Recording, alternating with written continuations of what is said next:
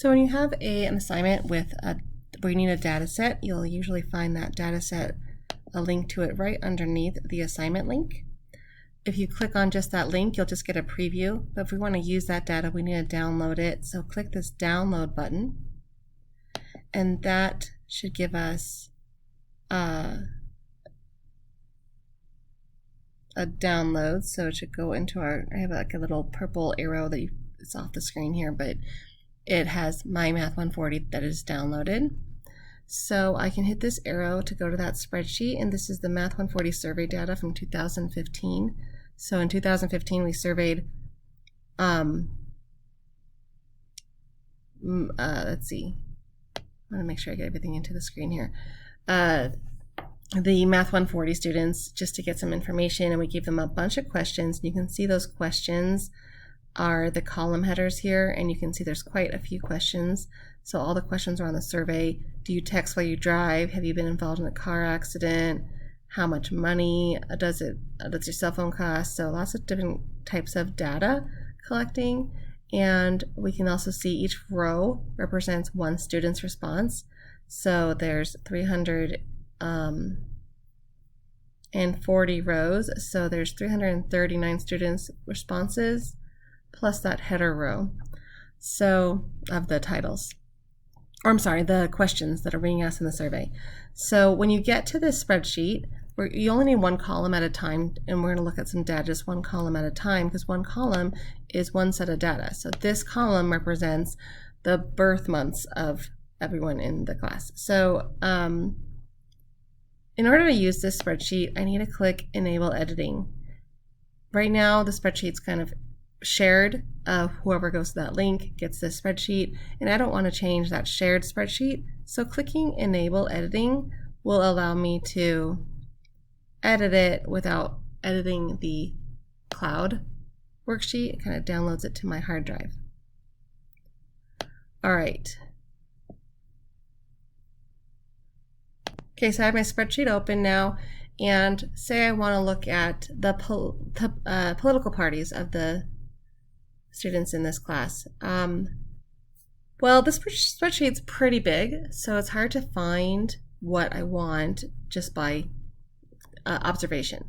So I can use Control F on a PC, or I think probably Command F, click in the sheet and then say Control F, and you'll find this little shortcut. And you can type, say I want a political party, so I'm going to type political as like a keyword, and then it will find that word, and there it is.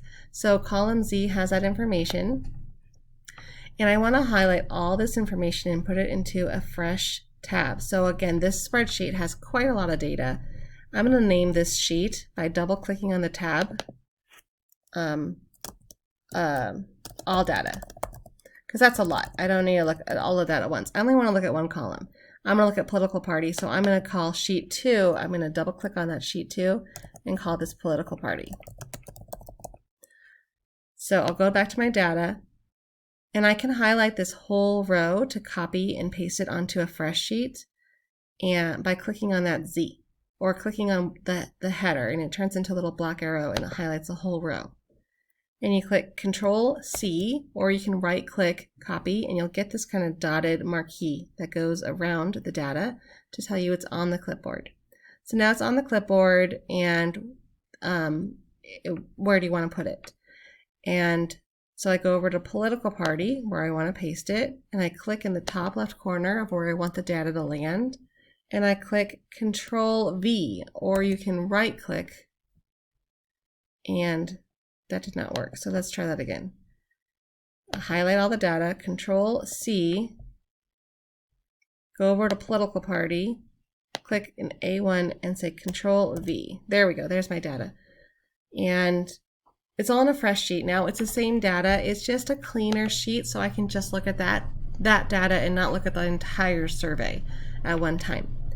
And then I want to put over here a frequency table, a bar chart, and a pie chart. And so to make a frequency table, I go over to Insert, Pivot Table. And my options for a pivot table are from table or range, or from external data. I want to choose table or range because I'm not pulling data from elsewhere. It's right here in my sheet. So from table and range. And the table range that I want is column A. So I can click on that black arrow on the top of column A. I want that whole column. So this says political party AA. So that means a sheet of political party, this whole column. And I want it to land in my existing worksheet. If I change it to here, it will just give me a new worksheet right here with the table, but I want to do it right next to the data. So I'm going to keep existing worksheet. Okay. Now, actually, let's move it. I'm going to go to Insert, Pivot Table. So my table range is this table, but I don't like where it landed. It landed too low, so let me change this. I want to land it. I'll just delete the location and click where I want the top left corner of the table to be. I think we'll do it in B2. Click OK. Okay, now it's where I want it to be. And what data are we looking at? We're looking at the political party. So that data is right here, and I'm going to click it and drag it. Click and drag it to rows. That gives me, then I'll make a row for each of the categories or each of the options in that category. So these are all the answers here. And I also want to count them because this is a frequency table. And then I'm also going to do proportions as a percent. So to count it, those are both values. Percentage and the frequencies are both values. So I'm going to take that same data and I'm going to put it once in values for the count and once for the percentage. And the default is that it comes up as count. But I can edit these columns to make it show exactly what I want. So to do that, I'm going to go to this little drop down arrow next to the count with, and I'm going to say value field settings. And I'm going to change this to the custom name of that column. I want it to say frequency. And the count is what I do want to show up because that is the frequency.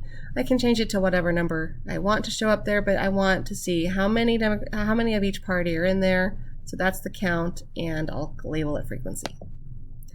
And for the second column, I want this to be a proportion. So I'm going to go to that drop-down arrow next to this one, value field settings, and change that name to proportions. And this time I'm going to not summarize the value, but I'm going to show the value as. So click over this tab and go to this drop-down, and I say, I want the percent of the column total. So that would give me the 110 divided by 328 for the proportion of the first party. And then the 65 divided by 328 for the proportion for the second party. That's how I get the proportion. So I look at the column, percent of the column total.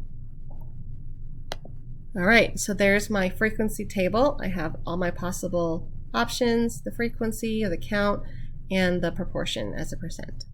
I do have an extra line here called blank, which doesn't really give me any information, so I can get rid of that by clicking this drop-down arrow.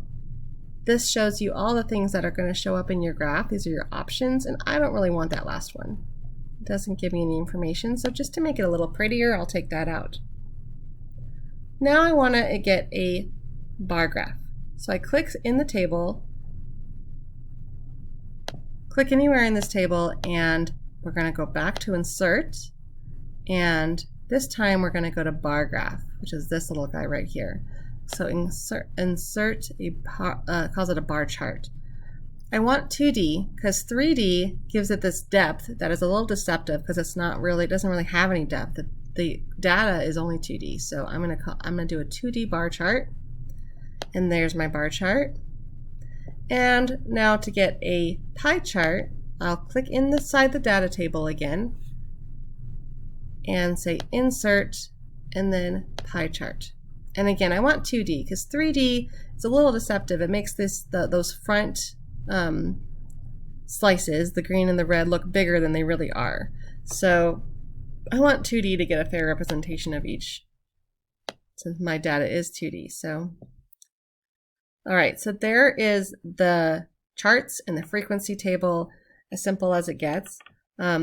You can now customize this if you like. So I like to make my charts a little pretty. I like to put the values on them, a title maybe, just to make it look like something I can put in a poster or presentation. So that's where I'm going to go now.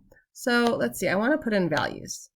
So I'm going to go over here to this little plus sign and add data labels. And you can see that there's different options. I can do center, and you can kind of hover over these to see which one you like better. I like it on the outside end, so I like those numbers. Whoops, when I click that one, they show up right here, and I like them on top of the bar like that, so I think I'm going to use that. I don't want the percentages, because on a bar chart, the scale is actually different, so I'm going to go ahead and get rid of those. And I also don't really care to show the legend because I'm not really using those red bars at all, because again, I'm not using the percentages in this bar chart because that would have a different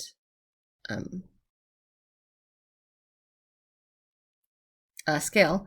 And I don't really think I want these there, so I can right click and hide those. And we're only looking at one question, so I can also hide that. So just to make my bar chart a little prettier, there we go. Maybe an axis I think that looks pretty good. I'm good. Okay, now looking at my pie chart, I love, so on the bar graph, I can only show either frequency or proportion because the scale would be different, right? Like 33%, that's less than 1, so that those whole bars are really invisible.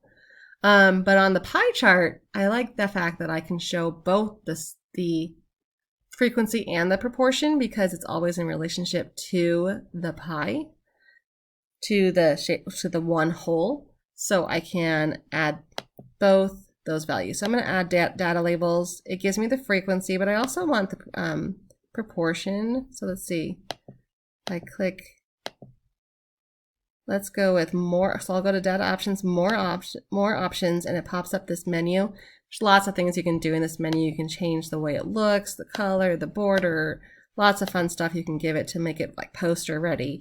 But I'm just, right now, I just want to look at this label options, and I want to add percentage to my label. So I have both the frequency and the percentage proportion listed. I also would love to change this name. This is not called frequency. This is about political party. So political party. And let's see, I don't really need this to show up, so I'll delete that or hide it. I don't need this, so I'll hide that. And I'm thinking that looks pretty good. There's lots of things you can play around with to make this more personalized and make these ready to share. And I love the way Excel makes really beautiful charts. And if you have Windows 10 or below, it doesn't work for Windows 11, but whatever screenshot program you have, but Windows 10 and below, there's a snipping tool. So you can, if you don't know where that is, just type in snipping tool in that search bar and it'll come up. It's installed in all the Windows before 11. So anyway, that tool's great. You can, let's see, where did my snipping tool go?